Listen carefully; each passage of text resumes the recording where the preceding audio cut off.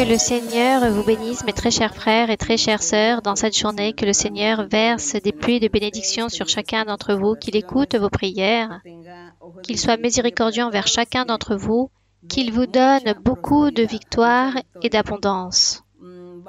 Nous allons commencer aujourd'hui notre méditation en réfléchissant aussi sur certaines questions que les frères et sœurs me posent. Je pense qu'il s'agit de personnes récentes qui me posent ces questions, mais je vais donner des réponses à ces questions. Donc la première question est, doit-on donner la dîme sur un prêt bancaire? Le prêt en soi, je pense que vous ne devez pas donner la dîme, car si vous allez à la banque pour faire une demande d'un prêt, disons de 20 000 euros, vous ne devez pas donner la dîme sur ces 20 000 euros, car cet argent appartient à la banque et vous devez le rembourser. Mais par contre, vous pouvez donner la dîme sur le gain obtenu de ce prêt que vous avez demandé. Cependant, si vous avez fait une demande de prêt pour payer des dettes, je suppose que ces dettes que vous avez obtenues, vous aviez déjà payé et donné la dîme dans cet argent que vous avez dépensé. Alors, vous vous êtes endetté et peut-être vous demandez ce prêt pour rembourser tout cela. Donc, vous avez déjà donné la dîme. Par ailleurs, si vous voulez monter une affaire, vous voulez réaliser quelque chose avec cet argent que la banque vous a prêté, donnez la dîme juste du bénéfice que vous allez recevoir hors de la somme à rembourser de ce prêt, car plus tard, vous devrez rembourser ces 20 000 euros.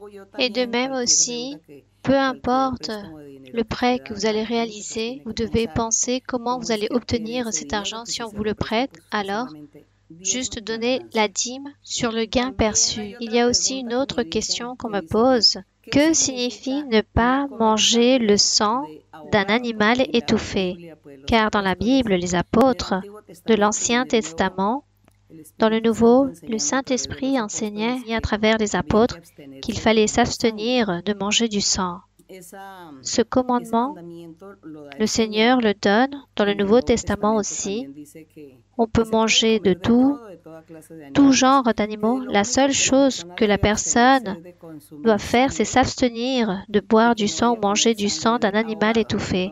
Donc, que se passe-t-il lorsqu'on sacrifie les animaux, les vaches, les moutons, on leur extrait le sang?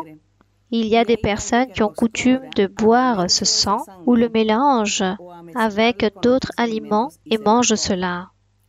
Et voici ce que Dieu interdit, qu'il ne faut pas faire cela. Il dit aussi qu'il ne faut pas boire le sang, qu'il ne faut pas consommer le sang d'un animal étouffé, c'est-à-dire un animal qui meurt, à qui on ne lui a pas extrait le sang, car généralement, les animaux, pour leur donner la mort, on les sacrifie et dans ce sacrifice, on extrait le sang. L'animal qui meurt étouffé, c'est-à-dire on ne lui a pas fait aucune plaie pour lui extraire ce sang. Donc celui-ci mourut avec tout son sang à l'intérieur et Dieu interdisait aux personnes de manger cette vache ou ce mouton qui peut-être sont apparus morts et on ne savait pas quelle en était la raison. Voici par rapport à ne pas consommer le sang d'un animal étouffé. Bon, il y a une autre question. Qu'est-ce que la Pentecôte? Comment s'appelait cela dans l'Antiquité? Aux temps anciens, on réalisait les 50 jours de fête. Il s'agissait d'une fête qui s'appelait 50 jours, qui était la fête des semaines. 50 jours consécutifs, festifs. Il s'agissait de fêtes pour louer Dieu, pour vénérer Dieu. Ce n'étaient pas des fêtes qui se réalisent aujourd'hui dans certaines villes ou dans certains villages. Ces fêtes duraient 50 jours et le 50e jour, on réalisait quelque chose de spécial. Et durant tout ce temps, durant ces 50 jours, principalement le dernier jour, c'est ce qui a été appelé le jour de Pentecôte. C'est pourquoi dans Actes des apôtres, lorsqu'il dit qu'est arrivé le jour de Pentecôte, il y avait cette fête lors du dernier jour, le jour 50, lorsque le Saint-Esprit est descendu sur tout le groupe qui se trouvait là, tous ensemble dans le même lieu élevé, en train de prier le Seigneur, en train de louer le Seigneur à l'époque du Seigneur Jésus-Christ. Ça, c'est le jour de la Pentecôte. Il y a une autre question aussi, où on me dit, Si durant le culte, si une personne durant le culte ou se trouve dans la réunion en train de rendre un culte au Seigneur, si c'est interdit ou si c'est mauvais de croiser les jambes, vous devez vous rappeler qu'il existe des personnes, par exemple, on les invite, surtout les femmes, on les invite à une conférence, à une réunion, à assister à une assemblée. Les personnes sont là attentives et par décence, par protocole, par décor, par exemple lors d'une remise de diplôme, où on se trouve dans une université, on enseigne que le protocole, c'est s'asseoir, que d'une certaine façon, les femmes doivent s'asseoir sans croiser les jambes. Disons qu'il s'agit d'un protocole à suivre, car cela est mal vu, que ces personnes se trouvent dans cette action, dans la réunion, et ont les jambes croisées, même les hommes aussi. Cela est mal vu. Donc, à l'intérieur de l'Église ou à l'intérieur de l'Assemblée, si nous sommes en train de rendre un culte au Seigneur, par exemple, en train de vénérer le Seigneur, en train de louer le Seigneur ou en train d'écouter l'enseignement, nous aussi, nous devons être sages, réservés, avoir une bonne tenue à ce moment-là, car je dirais qu'il s'agit de quelque chose de malhonnête, cela est mal vu, ce n'est pas un péché, mais d'être assis et en train de croiser les jambes, c'est comme montrer que nous ne sommes pas en train de prêter attention à ce qui est en train de se dire par rapport à l'enseignement ou ce qui est en train de se donner à ce moment-là, comme si on donnait peu d'importance à ces choses, c'est cela. Notre comportement doit être celui d'une personne bien élevée, comme lorsqu'on enseigne ces règles de civilité ou de politesse. Par exemple, lorsqu'on vous invite à un banquet à vous asseoir à table avec beaucoup de grandes personnes, il y a certains protocoles à suivre, car l'urbanité enseigne comment nous devons nous tenir à table, comment nous devons manger, qui doit commencer à manger, qui doit terminer, comment faire sonner l'assiette. Bon, il y a certaines règles et de même pour le croisement des jambes selon les réunions, selon où nous nous trouvons réunis, qu'est-ce que nous sommes en train de faire. De même, nous aussi, nous devons établir ce décor, cette décence, cette honnêteté pour être attentifs afin que tout puisse bien se voir, mais aussi pour valoriser la réunion qui est en train de se donner. Par exemple, lorsque nous sommes en train de louer le Seigneur, quoi de mieux que fermer nos yeux? Quel meilleur comportement, car cela ne nous distrait pas. Mais par exemple, si je commence à louer le Seigneur, à chanter au Seigneur, et j'ouvre mes yeux, je vais être distrait avec la peinture, les murs, avec le plafond. Je vais me distraire en regardant les autres personnes et je ne ferai pas attention à l'enseignement. Alors, je préfère, disons, avoir mes yeux fermés lorsque nous sommes en train de prier, nos yeux fermés, pour ainsi pouvoir nous concentrer devant le Seigneur. Donc ça, c'est quelque chose de similaire, semblable, du pourquoi nous devons fermer nos yeux lorsque nous prions. Donc, de même, du pourquoi nous ne devons pas croiser les jambes dans l'assemblée. Il y a des personnes qui sont malades de leurs jambes et selon leur motif de leur maladie, elles doivent croiser les jambes. Mais ces personnes ne vont pas s'asseoir dans le premier lieu ou dans les premiers bancs pour que les autres puissent les regarder. Et ces personnes vont s'asseoir dans un coin ou au fond de la salle ou de l'endroit où elles se trouvent afin de ne pas être un facteur de distraction pour les autres. Donc tout se fait ou ne se fait pas, mais pour tout, il doit exister, disons, la logique, la sagesse et être réaliste dans les choses. Ne pas être exagéré ou arriver aux extrêmes. Toutes les choses, nous devons bien les faire de façon que cela nous fasse plaisir et que nous puissions aussi plaire aux autres ainsi. Bien, j'espère que les personnes qui m'ont posé ces questions peuvent m'écouter et ainsi apprendre. Nous allons maintenant méditer dans le deuxième livre de Thessaloniciens. Si vous n'avez pas la Bible à portée de main, ne vous inquiétez pas, écoutez la lecture. Et nous allons ouvrir la Bible dans le deuxième livre de Thessaloniciens, dans le chapitre 2, et nous allons lire à partir du verset 13 jusqu'au verset 17.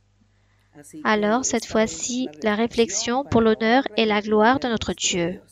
Et ici, l'apôtre Paul dit à l'église Thessalonique, il est en train de donner des conseils, en train d'enseigner la doctrine, en train d'enseigner la parole du Seigneur, en train d'enseigner le bon comportement dans la vie de tous les jours pour plaire au Seigneur.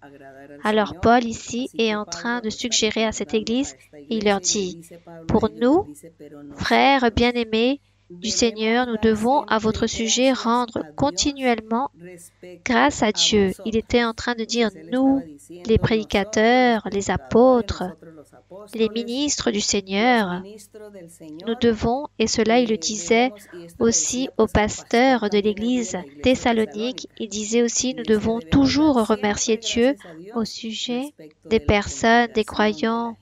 C'est pourquoi il dit frères bien-aimés du Seigneur, que Dieu vous a choisi dès le commencement pour le salut. Donc ici, il y a une reconnaissance. C'est pour cela qu'on remercie Dieu, que Dieu, depuis le début, les a choisis dès le commencement. Comme nous, aujourd'hui aussi, Dieu nous a choisis. Vous qui nous écoutez, Dieu aussi vous a choisis pour le salut, par la sanctification de l'Esprit et par la foi en la vérité de Dieu ou de l'Évangile. Donc l'œuvre est du Saint-Esprit. Par lui, nous sommes choisis, par la présence du Seigneur. Le Saint-Esprit, c'est lui qui est en train de réaliser l'œuvre avec nous. C'est lui qui nous dirige, qui nous enseigne, qui nous réprimande. C'est notre gouverneur, notre dirigeant, notre roi, notre tout. Donc l'Esprit du Seigneur, c'est lui qui réalise cette merveilleuse œuvre avec chacun d'entre nous aujourd'hui. C'est pour cela qu'on remercie le Seigneur. C'est pourquoi, à chaque fois dans nos prières, nous demandons au Seigneur qu'il envoie son Saint-Esprit dans nos vies. Dans le verset 14, il dit, « C'est à quoi il vous a appelé par notre évangile. » Il dit que le Saint-Esprit, la foi dans l'évangile, la vérité, il nous a tous appelés. À travers cet évangile parfait, pour posséder la gloire de notre Seigneur Jésus-Christ. Ça, c'est notre souhait, notre plus grand désir d'être là-bas avec le Seigneur un jour. Et d'être dans la gloire de notre Seigneur, de pouvoir profiter avec le Seigneur Jésus-Christ là-bas dans sa gloire.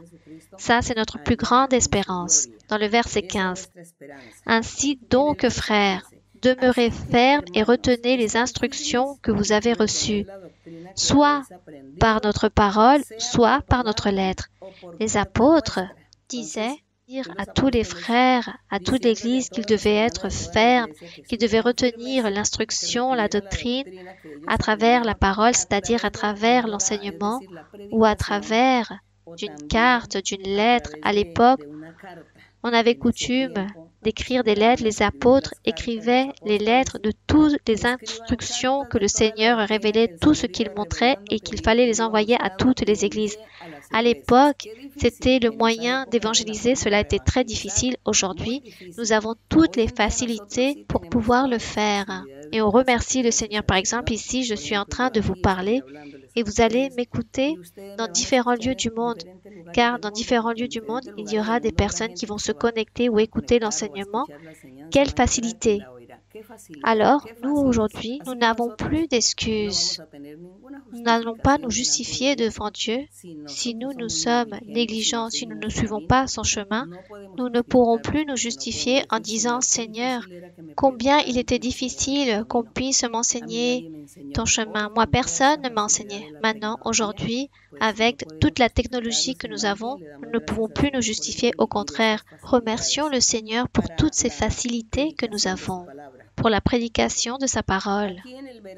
Ici, dans le verset 16, que notre Seigneur Jésus-Christ lui-même est Dieu notre Père, qui nous a aimés et qui nous a donné par sa grâce une consolation éternelle et une bonne espérance, console vos cœurs et vous affermisse en toute bonne œuvre et en toute bonne parole. C'est-à-dire que le Saint-Esprit, le Seigneur, soit en train de confirmer sa parole dans nos cœurs à tout instant. Et cela est ainsi, car nous, aujourd'hui, nous avons peut-être cette pandémie, mais nous sommes en train de prier le Seigneur pour qu'il ôte promptement toutes ces choses car on nous a privés des assemblées et nous ne pouvons pas recevoir la prophétie, car dans le verset 17, le Seigneur dit qu'il était toujours en train de consoler les cœurs des personnes, en train d'affermir sa parole à travers les dons spirituels, à travers le don de la prophétie.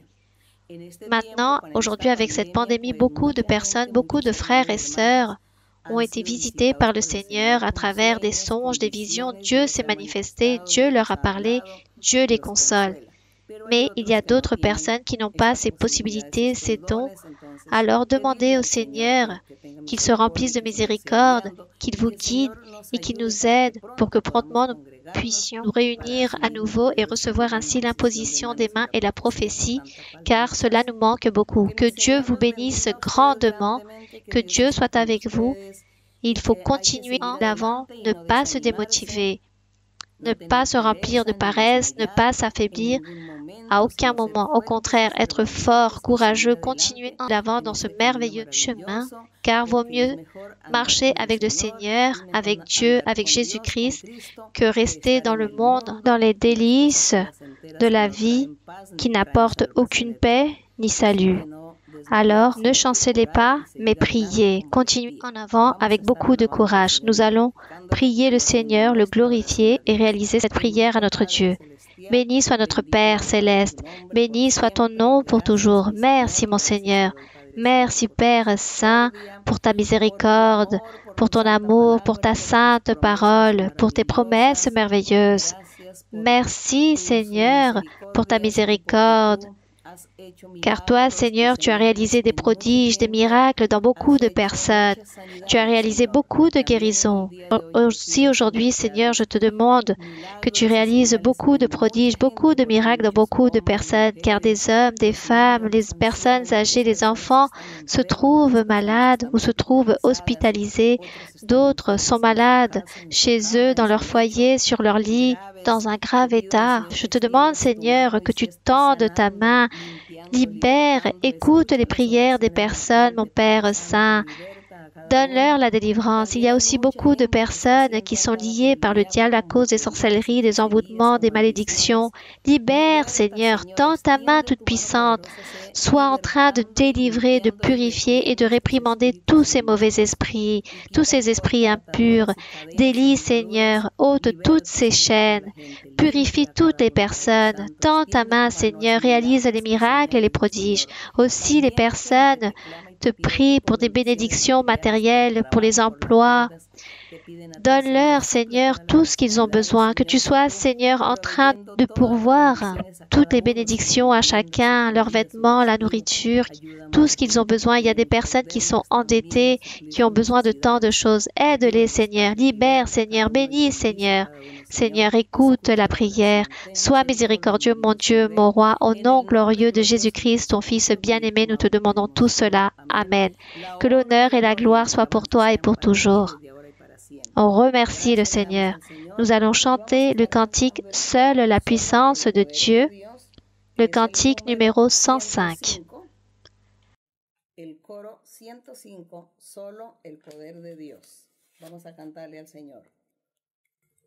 Solo el poder de Dios puede cambiar tu ser. La prueba yo te doy. Él me ha cambiado a mí. ¿No ves que soy feliz sirviendo al Señor? Nueva criatura soy, nueva soy. Solo el poder de Dios puede cambiar tu ser. La prueba yo te doy. Él me ha cambiado a mí.